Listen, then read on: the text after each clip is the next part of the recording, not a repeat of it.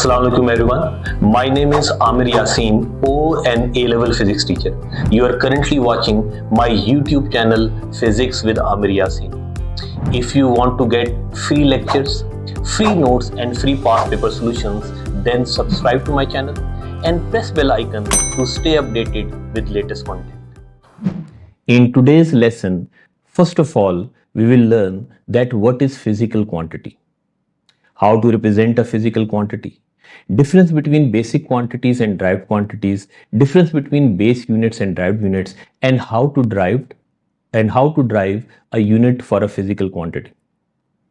So, first of all, you should know what is physical quantity. As you can see on the screen, I have written the definition of physical quantity. A measurable quantity is called physical quantity. अगर आप quantity के magnitude को major कर सकते हो तो ऐसी quantity को फिजिकल क्वांटिटी बोलोगे. अगर आप क्वांटिटी के मैग्नीट्यूड को मेजर नहीं कर सकते तो फिर ऐसी क्वांटिटी को नॉन फिजिकल क्वांटिटी बोलोगे. For example, mass is physical quantity. Why? Because we can measure mass. Length is physical quantity. Why? Because we can measure length. Similarly, we can measure time, we can measure temperature, we can measure pressure, density, volume, acceleration, force. These are all physical quantities. Since we cannot measure sadness, happiness, and fear, therefore, these three quantities are non-physical quantities. In physics, we are concerned with physical quantities only. So, first of all, you should know how to represent a physical quantity. अगर आपने physical quantity को completely describe करना है, understand करना है, represent करना है, तो for this you will need two things, numerical value and unit. अगर आप न्यूमेरिकल वैल्यू और यूनिट में से किसी एक चीज को स्किप कर देते हो तो आप फिजिकल क्वांटिटी को कंप्लीटली डिस्क्राइब नहीं कर पाओगे, अंडरस्टैंड नहीं कर पाओगे, रिप्रेजेंट नहीं कर पाओगे. फॉर एग्जाम्पल, मैंने स्क्रीन पर दो पेंसिल्स शो की हुई हैं, एक ब्लू पेंसिल और दूसरी रेड पेंसिल. मैं आपको इन दोनों पेंसिल्स की न्यूमेरिकल वैल्यू बताने जा रहा हूं. आपने मुझे ये सोचकर बताना है कि इनमें से कौन सी pencil heavy pencil. Let's say कि mass of blue pencil is 10 and mass of red pencil is 5. सोच सकते हो कि इनमें से हैवी पेंसिल कौन सी है. जब मैं स्टूडेंट से क्वेश्चन पूछता हूं तो मोस्टली स्टूडेंट मुझे कहते हैं कि ब्लू पेंसिल हैवी पेंसिल है. लेकिन जब मैं न्यूमेरिकल वैल्यू के साथ फिर यूनिट भी बताता हूं, फॉर एग्जांपल लेट्स से कि ब्लू पेंसिल का मास 10 ग्राम्स और रेड पेंसिल का मास 5 kg. फिर दोबारा से जब मैं पूछता हूं बच्चों से कि अब बताओ कि हैवी पेंसिल कौन सी है, तो मोस्टली बच्चे कहते हैं या सारे बच्चे कहते हैं कि हैवी पेंसिल रेड पेंसिल है. रीजन, पहले क्यों वो गलत सोच रहे थे और अब क्यों सही बता रहे हैं? क्योंकि पहले मैंने सिर्फ न्यूमेरिकल वैल्यू बताई थी, यूनिट स्किप कर दी थी. यही मैं समझाना चाह रहा हूं आपको कि अगर आप न्यूमेरिकल वैल्यू के साथ अप्रोप्रिएट यूनिट बताओगे तो आप फिजिकल क्वांटिटी को कंप्लीटली रिप्रेजेंट कर पाओगे, अंडरस्टैंड कर पाओगे, डिस्क्राइब कर पाओगे. अगर इनमें से कोई एक चीज भी स्किप कर देते हो तो फिर आप फिजिकल क्वांटिटी को कंप्लीटली रिप्रेजेंट नहीं कर पाओगे. आई होप आपको समझ में आ गया है कि अगर आपने फिजिकल क्वांटिटी को कंप्लीटली रिप्रेजेंट करना हो तो कैसे रिप्रेजेंट करोगे. कुछ और मैं एग्जांपल्स भी आपको दे देता हूं. फॉर एग्जांपल, अगर मैं कहूं कि length of an object is 10 metres, तो उम्मीद है कि आपको समझ में आ रहा है कि मैं आपको क्या इंफॉर्मेशन पास ऑन कर रहा हूं. मैंने लेंथ को कंप्लीटली डिस्क्राइब कर दिया, आपने लेंथ को कंप्लीटली अंडरस्टैंड कर दिया. क्यों? क्योंकि मैंने न्यूमेरिकल वैल्यू के साथ साथ यूनिट भी बताई. इसी तरह अगर मैं कहूं कि time taken by an object to cover a certain distance is 20 seconds, तो अगेन मैंने जब न्यूमेरिकल वैल्यू के साथ अप्रोप्रिएट यूनिट बताई तो मैंने टाइम को कंप्लीटली डिस्क्राइब कर दिया, आपने अंडरस्टैंड कर लिया. इसी तरीके से मैथ, अगर मैं कहूं कि of an object is 30 kg, again आपने समझ लिया कि मैं आपको क्या इंफॉर्मेशन पास ऑन करना चाह रहा हूं. तो याद आपने रखना है कि अगर आपने फिजिकल क्वांटिटी को कंप्लीटली डिस्क्राइब करना है तो इसके लिए आपको यूनिट के साथ साथ न्यूमेरिकल वैल्यू भी चाहिए होगी. फिर अगली बात जो कि आपने याद रखनी है वो ये है कि combination of numerical value and unit is called magnitude. Magnitude numerical value और unit के combination को बोलते हैं. For example, ये मैं कह रहा हूं कि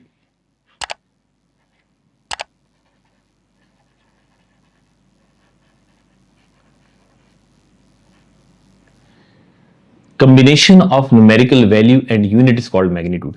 For example, 10 meter as a whole is magnitude of length of object. 20 second as a whole is magnitude of time taken by an object to cover a certain distance, and 30 kg as a whole is the magnitude of mass of an object. तो magnitude numerical value plus unit के combination को बोलते हैं. तो I hope आपने समझ लिया कि फिजिकल क्वांटिटी कहते किसे हैं, फिजिकल क्वांटिटी को कैसे रिप्रेजेंट करते हैं.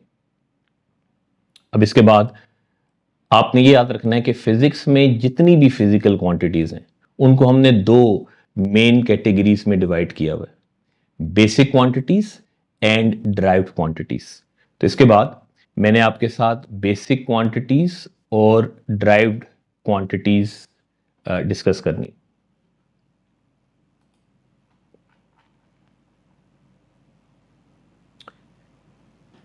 In SI system, there are 6 basic quantities. आपने इन quantities के नाम याद रखने. Length, mass, time, electric current, temperature, amount of substance, and luminous intensity are 7 basic quantities. In SI system, there are 7 basic quantities. In 7 basic quantities के नाम मैंने लिख दिए. आपने इन quantities के नाम याद रखने. एग्जामिनर आपसे ऐसे क्वेश्चन पूछ सकता है कि length, mass and time are the 3 basic quantities, name remaining basic quantities. या जनरली एग्जामिनर आपसे बेसिक क्वांटिटीज पूछ सकता है, तो आपने बेसिक क्वांटिटीज को याद रखना है, बेसिक क्वांटिटीज के नाम याद रखने. आई होप आपने समझ लिए. उसके बाद आपको यह पता होना चाहिए कि ड्राइव्ड क्वांटिटी किसे कहते हैं. नाम से जाहिर है. If quantity is derived from 2 or more than 2 basic quantities, then such a quantity is called derived quantity. या फिर a quantity which is a combination of 2 or more than 2 basic quantities is called a derived quantity. For example,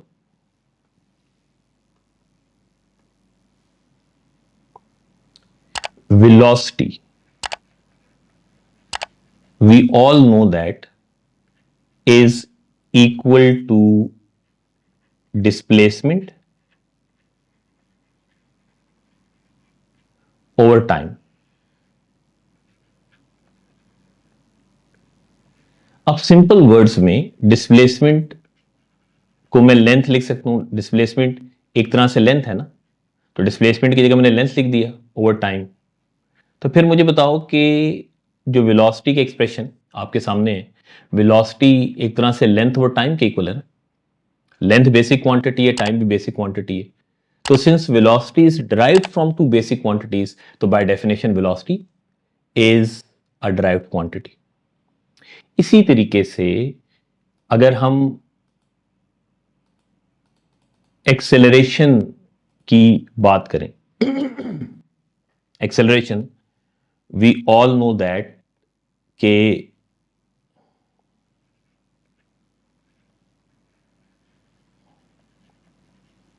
rate of change of velocity को बोलते हैं. Acceleration का expression अगर मैं लिखूं तो एक्सेलरेशन का एक्सप्रेशन उस तरीके से बनेगा जिस तरीके से मैं लिख रहा हूं, change in velocity over time. ठीक है. अब मुझे बताओ कि जो चेंज इन वेलोसिटी है वो भी वेलोसिटी के ही इक्वल होगी ना. तो मैंने चेंज इन वेलोसिटी की जगह सिंपली वेलोसिटी लिख दिया ओवर टाइम. ठीक है. अब वेलोसिटी पिछली एग्जांपल में मैंने बताया था कि लेंथ ओवर टाइम के इक्वल है. तो अगर मैं वेलोसिटी की जगह लेंथ ओवर टाइम लिखूं, ये वेलोसिटी की जगह मैंने लेंथ ओवर टाइम लिख दिया, होल डिवाइड बाय टाइम। तो नेक्स्ट स्टेप में ये लेंथ ओवर टाइम स्क्वेयर बन जाएगा सिंप्लीफाइड फॉर्म में। तो फिर अगेन देखो, एक्सेलरेशन सिंप्लीफाइड फॉर्म में लेंथ ओवर टाइम स्क्वेयर के इक्वल आई है। लेंथ बेसिक क्वांटिटी है, टाइम बेसिक क्वांटिटी है, तो acceleration is also derived from two basic quantities. तो acceleration is also a derived quantity. इसी तरीके से अब अगर हम फोर्स की बात करें, सबको पता है कि फोर्स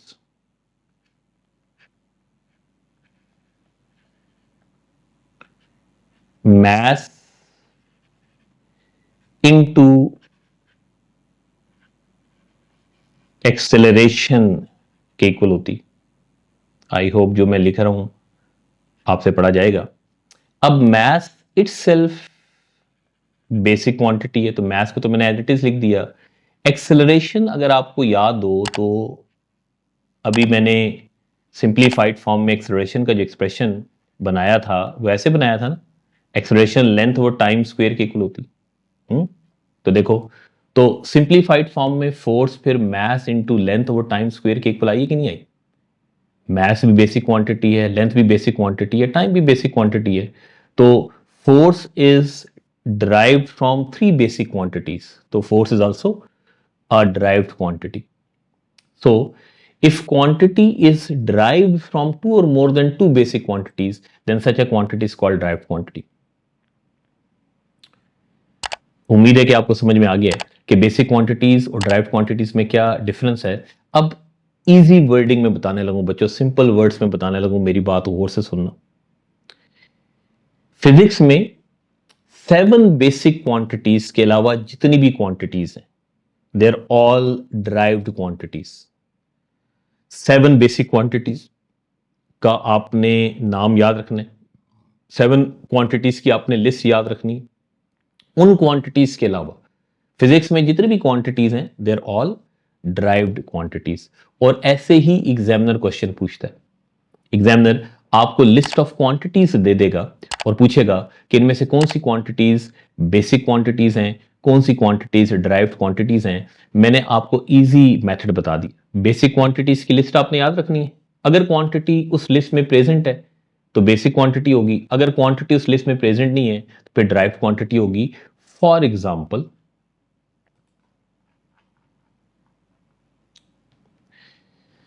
क्वेश्चन आपके सामने, मैंने लिस्ट ऑफ क्वांटिटीज शो कर दी और ये पास्ट ईयर क्वेश्चन है। आपने मुझे सोचकर ये बताना है कि इनमें से कौन सी क्वांटिटीज बेसिक क्वांटिटीज हैं, कौन सी quantities derived quantities. For example, अगर वन बाय वन हम इन क्वांटिटीज को देखें तो मैस क्योंकि उस लिस्ट में प्रेजेंट है जो कि मैंने बेसिक क्वांटिटीज का आपको बताई थी, तो फिर मैस बेसिक क्वांटिटी है। टाइम उस लिस्ट में प्रेजेंट थी, टाइम बेसिक क्वांटिटी है, सही है। अब क्योंकि चार्ज उस लिस्ट में प्रेजेंट नहीं था, जो लिस्ट मैंने आपको बेसिक क्वांटिटीज की बताई थी, तो फिर चार्ज ड्राइव्ड क्वांटिटी है। प्रेशर ड्राइव्ड क्वांटिटी है, इंपल्स भी ड्राइव्ड क्वांटिटी। इलेक्ट्रिक करंट क्योंकि उस लिस्ट में प्रेजेंट थी जो मैंने बेसिक क्वांटिटीज का आपको बताई थी, तो फिर इलेक्ट्रिक करंट बेसिक क्वांटिटी। तो आई होप आपने समझ लिया कि बेसिक क्वांटिटीज और ड्राइव्ड क्वांटिटीज में क्या डिफरेंस है। फिर आपको इसके बाद यह पता होना चाहिए कि बेस यूनिट और ड्राइव्ड यूनिट में क्या डिफरेंस है। नाम से जाहिर है, a unit of basic quantity is called base unit. Basic quantity की यूनिट को बेस यूनिट बोलते हैं। Since there are 7 basic quantities, तो बेस यूनिट्स भी फिर 7 होंगी कि नहीं होंगी। आपने ना सिर्फ बेस यूनिट्स के नाम याद रखने बल्कि सिंबल्स याद रखने। तो डेफिनेशन भी स्क्रीन पर आपके सामने बेस यूनिट की, और सारी की सारी बेस यूनिट्स भी मैंने लिख दी और उनके सिंबल्स भी लिख दिए। अगर मैं जल्दी जल्दी बताऊं, मैथ की यूनिट किलोग्राम होती है केजी से रिप्रेजेंट करते हैं, लेंथ की यूनिट मीटर होती है स्मॉल एम से रिप्रेजेंट करते हैं, second is a unit of time small S से रिप्रेजेंट करते हैं, इलेक्ट्रिक करंट की यूनिट एम्पेयर है ए से रिप्रेजेंट करोगे, टेम्परेचर की जो एसआई बेस यूनिट है वो डिग्री सेल्सियस नहीं है, केल्विन है, के से रिप्रेजेंट करोगे कैपिटल के से, मोल अमाउंट ऑफ सब्सटेंस की एसआई यूनिट है एमओएल से रिप्रेजेंट करोगे, और ल्यूमिनस इंटेंसिटी की जो एसआई बेस यूनिट है वो कैंडेला है, सी डी से रिप्रेजेंट करते। आई होप आपने समझ ली। तो आपने बेस यूनिट्स की ना सिर्फ डेफिनेशन याद रखनी है, बल्कि एसआई सिस्टम में जितने भी बेस यूनिट्स हैं उनको ना सिर्फ आपने नाम याद रखना है, बल्कि उनकी सिंबल्स भी याद रखने। उसके बाद आपको ये पता होना चाहिए कि ड्राइव्ड यूनिट किसे कहते हैं। जिस तरीके से ड्राइव्ड क्वांटिटी की डेफिनेशन थी, देखो स्क्रीन पर, उसी तरीके से ड्राइव्ड यूनिट की भी डेफिनेशन है कि नहीं। Simplest definition to derived unit की ये हो सकती है ना कि a unit of a derived quantity is called derived unit. या फिर ड्राइव्ड यूनिट को आप ऐसे भी डिफाइन कर सकते हो कि a unit which is derived from two और more than two base units is called a derived unit. ये जो पहली मैंने डेफिनेशन लिखी है, if unit is derived from two और more than two base units then such a unit is called derived unit. या फिर जो दूसरी मैंने डेफिनेशन लिखी हुई है, एक ही बात है, a unit which is combination of two और more than two base units is called a derived unit. For example, we all know that unit of velocity is meters per second, right? तो metre भी base unit है, second भी base unit है, क्योंकि velocity की unit is a combination of two base units. तो bye definition unit of velocity is a derived unit. इसी तरीके से unit of acceleration, we all know that कि एक्सेलरेशन की unit metre second raise to power -2 होती है ना। हाँ, तो unit of acceleration is also a derived unit. इसी तरीके से यूनिट ऑफ फोर्स, अब इस बात को आप लोगों ने अच्छी तरह सुनना है और समझना है। फोर्स की इन एक्चुअल जो यूनिट है in terms of SI base units, वो केजी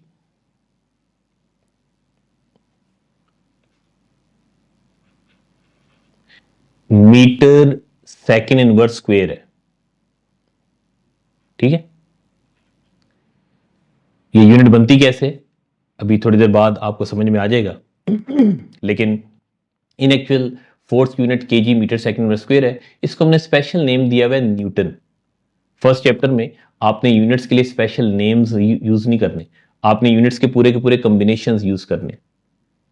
जूल, पास्कल, ओम, वोल्ट, ये सारे के सारे स्पेशल नेम्स हैं जो कि अपनी आसानी के लिए हमने सर्टेन कॉम्बिनेशन ऑफ यूनिट्स को दिए हैं। बहरहाल मान लो कि force unit KG metre second square होती है, तो बाय डेफिनेशन फोर्स यूनिट भी ड्राइव्ड यूनिट है कि नहीं। इसी तरीके से unit of work done,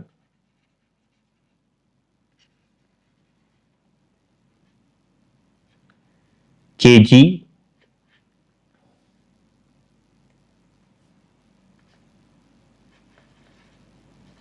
metre second inverse square होती। तो sorry, unit of work done is KG metre square second inverse square. तो unit of work done is also derived unit. इस यूनिट को भी, वर्क डन की unit को भी हमने स्पेशल नेम दिया हुआ है जूल। लेकिन मैंने बता दिया कि फर्स्ट चैप्टर में आपने यूनिट्स के लिए स्पेशल नेम यूज नहीं करना, आपने पूरा कॉम्बिनेशन याद रखना है। यूनिट ऑफ प्रेशर इसी तरीके से KG metre raise to power -1 second raise to power -2 होती। इसको भी हमने स्पेशल नेम दिया हुआ है पास्कल। बहरहाल मैंने कोशिश की कि मैं आपको ये बता सकूं कि ड्राइव यूनिट्स की क्या एग्जांपल्स हैं। मैंने आपको ड्राइव यूनिट्स की कुछ एग्जांपल्स दी। तो उम्मीद है कि अब तक आपको समझ में आ गया कि बेसिक क्वांटिटी ड्राइव क्वांटिटी में क्या डिफरेंस है, बेस यूनिट और ड्राइव यूनिट में क्या डिफरेंस है। अब मैं आपको ये बताने लगा हूं कि अगर आपने किसी भी क्वांटिटी की यूनिट ड्राइव करनी हो इन terms of SI base units, तो कैसे ड्राइव करोगे। स्टेप्स मैंने लिख दी स्क्रीन पर, आपने इन स्टेप्स को याद रखना है। अगर आप इन स्टेप्स को इसी ऑर्डर में यूज करोगे तो आप किसी भी क्वांटिटी की यूनिट इजीली ड्राइव कर लोगे। फॉर एग्जाम्पल, अगर आपने वेलोसिटी की यूनिट ड्राइव करनी तो सबसे पहले आप वेलोसिटी का एक्सप्रेशन लिखोगे। जिस भी क्वांटिटी की आपने यूनिट ड्राइव करनी होगी उस क्वांटिटी का सबसे पहले आप एक्सप्रेशन लिखोगे। First step, right the formula of the physical quantity. जिस भी क्वांटिटी की आपने यूनिट ड्राइव करनी होगी उस क्वांटिटी का फार्मूला या तो वेल नोन होगा, ऑलरेडी आपको पता होगा, या फिर फार्मूला एग्जामिनर ने बताया होगा। तो ये फर्स्ट स्टेप है। सेकंड स्टेप, जब आप फार्मूला लिख लोगे तो फार्मूले के राइट हैंड साइड पर हर एक क्वांटिटी की जगह आप उसकी यूनिट पुट करोगे। थर्ड स्टेप, उन यूनिट्स को सिंप्लीफाई कर लोगे, यानी कि जो यूनिट्स मल्टीप्लाई होती होंगी उनको मल्टीप्लाई कर लोगे, जो डिवाइड होती हैं उनको डिवाइड कर लोगे, जो यूनिट्स कैंसिल हो रही हैं उनको कैंसिल कर दोगे, तो आपके पास रिक्वायर्ड क्वांटिटी की यूनिट आ जाएगी इन terms of SI base unit. मिसाल के तौर पर अगर आपने वेलोसिटी की यूनिट ड्राइव करनी है, फाइंड करनी है in terms of SI base units, सबसे पहले आप वेलोसिटी का फार्मूला लिखोगे। बताओ कि वेलोसिटी का फार्मूला वेल नोन है कि नहीं है, सबको पता है वेलोसिटी डिस्प्लेसमेंट ओवर टाइम के इक्वल होती है। तो ये फर्स्ट स्टेप था। मैं स्टेप्स भी यहाँ पे लिख रहा हूँ। ये फर्स्ट स्टेप, मैंने वेलोसिटी का फार्मूला लिख लिया। उसके बाद सेकंड स्टेप, इक्वल टू के राइट हैंड साइड पर मैं हर एक क्वांटिटी की जगह उसकी यूनिट पुट कर रहा हूँ। डिस्प्लेसमेंट एक तरह से लेंथ है, लेंथ जिस मर्जी फॉर्म में उसकी यूनिट मीटर होती है ना, टाइम की यूनिट सेकंड होती। तो फिर बताओ, अब अगर मैं सिंप्लीफाई करूं तो वेलोसिटी की यूनिट मीटर्स पर सेकंड या फिर metre second raise to power -1 बन रही कि नहीं बन रही। तो अगर आपने किसी भी क्वांटिटी की यूनिट ड्राइव करनी हो, कैसे ड्राइव करोगे, उम्मीद है कि आपने समझ लिया। इसी तरीके से नेक्स्ट स्टेप में अगर मैं अब एक्सेलरेशन की यूनिट ड्राइव करना चाहूं, अगेन सबसे पहले एक्सेलरेशन का मैं एक्सप्रेशन लिखूंगा। एक्सेलरेशन का एक्सप्रेशन भी वेल नोन है। Acceleration rate of change of velocity को बोलते हैं। Acceleration change in velocity over time या फिर वेलोसिटी ओवर टाइम के इक्वल होती है। सिंप्लीफाइड फॉर्म में एक्सेलरेशन का एक्सप्रेशन वेलोसिटी ओवर टाइम बनेगा ना। ये फर्स्ट स्टेप है। मैंने एक्सेलरेशन का एक्सप्रेशन लिख लिया। उसके बाद सेकंड स्टेप, इक्वल टू के राइट हैंड साइड पर हर एक क्वांटिटी की जगह मैं उसकी यूनिट पुट करूं। फॉर एग्जांपल वेलोसिटी की यूनिट मीटर्स पर सेकंड, टाइम की यूनिट सेकंड। अब अगर मैं इसको सिंप्लीफाई करूं तो एक्सेलरेशन की यूनिट फिर metre second raise to power -2 बनती कि नहीं बनती। इसी तरीके से अगर अब मैं फोर्स की यूनिट फाइंड करना चाहूं, अगेन सबसे पहले मैं फोर्स का एक्सप्रेशन लिखूंगा। फोर्स का एक्सप्रेशन भी वेल नोन है। फोर्स का एक्सप्रेशन मैथ इनटू एक्सप्रेशन है ना। तो ये फर्स्ट स्टेप था कि मैंने एक्सप्रेशन लिख लिया। उसके बाद सेकंड स्टेप, इक्वल टू के राइट हैंड साइड पर हर एक क्वांटिटी की जगह मैं इसकी यूनिट पुट कर दूंगा। मास की यूनिट केजी और एक्सेलरेशन की unit metre second raise to power -2। उसके बाद मैं यूनिट्स को सिंप्लीफाई करूंगा, यानी कि जो यूनिट्स मल्टीप्लाई होती हैं उनको मल्टीप्लाई कर लूंगा, जो डिवाइड होती हैं उनको डिवाइड कर लूंगा, और जो यूनिट्स कैंसिल होती हैं उनको कैंसिल कर दूंगा। तो अगर मैं यूनिट्स को मल्टीप्लाई करके लिखूं तो फिर बताओ कि फोर्स की unit KG metre second over square बन रही कि नहीं बन रही। तो मैंने फोर्स की यूनिट ड्राइव कर ली। इस यूनिट को हमने स्पेशल नेम दिया हुआ न्यूटन, लेकिन मैं टाइम एंड अगेन कह रहा हूं कि फर्स्ट चैप्टर में आपने स्पेशल नेम नहीं यूज करना किसी भी यूनिट के लिए, आपने पूरा कॉम्बिनेशन ऑफ यूनिट्स यूज करना है। मिसाल के तौर पर अब अगर मैं वर्क डन की यूनिट फाइंड करना चाहूं तो अगेन वर्क डन का एक्सप्रेशन भी वेल नोन है। वी ऑल नो दैट कि work done force into distance के इक्वल होता है। ये फर्स्ट स्टेप था, मैंने वर्क डन का एक्सप्रेशन लिख दिया। उसके बाद सेकंड स्टेप में मैं फोर्स और डिस्टेंस की जगह उनकी यूनिट्स पुट करने लगा। फोर्स की unit KG metre second raise to power -2, ठीक है। Distance unit metre. अगेन मैंने पूरा कॉम्बिनेशन पुट किया यूनिट्स का फोर्स की जगह। अगर आपको फोर्स यूनिट का कॉम्बिनेशन याद नहीं है तो आप फोर्स का एक्सप्रेशन अलहदा से लिख कर उसमें यूनिट्स पुट करके फोर्स की यूनिट का कॉम्बिनेशन फाइंड कर लो और फिर फोर्स की यूनिट का पूरा कॉम्बिनेशन यूज करो। अब अगर मैं इन यूनिट्स को मल्टीप्लाई करूं तो फिर बताओ कि वर्क डन की unit KG metre square second raise to power -2 बन रही कि नहीं बन रही? तो मैंने वर्क डन की यूनिट फाइंड कर ली। इसी तरीके से प्रेशर की यूनिट फाइंड की जा सकती है और भी क्वांटिटीज की यूनिट फाइंड की जा सकती है। तो प्रेशर का फार्मूला लिखा हुआ है। अब ये आप लोगों ने ट्राई करना है कि अगर आपने प्रेशर की यूनिट फाइंड करनी हो तो कैसे फाइंड करोगे, ट्राई करना। उसके बाद एक और मैं क्वेश्चन दे रहा हूं, अगर आपने स्पेसिफिक हीट कैपेसिटी की यूनिट ड्राइव करनी हो कैसे ड्राइव करोगे? स्पेसिफिक हीट कैपेसिटी का एक्सप्रेशन भी सामने है। स्पेसिफिक हीट कैपेसिटी का एक्सप्रेशन एग्जामिनर ने बताया हुआ है, आपने यूनिट्स पुट करके बाकी क्वांटिटीज की स्पेसिफिक हीट कैपेसिटी की यूनिट ड्राइव करनी है in terms of SI base units. तो ये आपने खुद से ट्राई करना है। नेक्स्ट लेसन में फिर मैं और भी questions, past year questions discuss करता हूं कि अगर आपने किसी भी क्वांटिटी की यूनिट ड्राइव करनी हो कैसे ड्राइव करोगे। प्रेशर की यूनिट भी ड्राइव कर दूंगा और स्पेसिफिक कैपेसिटी की भी यूनिट भी ड्राइव कर दूंगा और बाकी क्वेश्चंस भी, पास्ट ईयर क्वेश्चंस भी मैं आपके साथ नेक्स्ट लेसन में डिस्कस करूं। Now, if you want to further practice topical worksheets of this topic, if you want to get detailed notes of this topic, then go to my website, that is www.physicswithamiryasin.com. There you will find free learning resources. Click on free learning resources, then click on IGCSE O levels, AS or A2. There you will find notes for all the chapters, all the topics.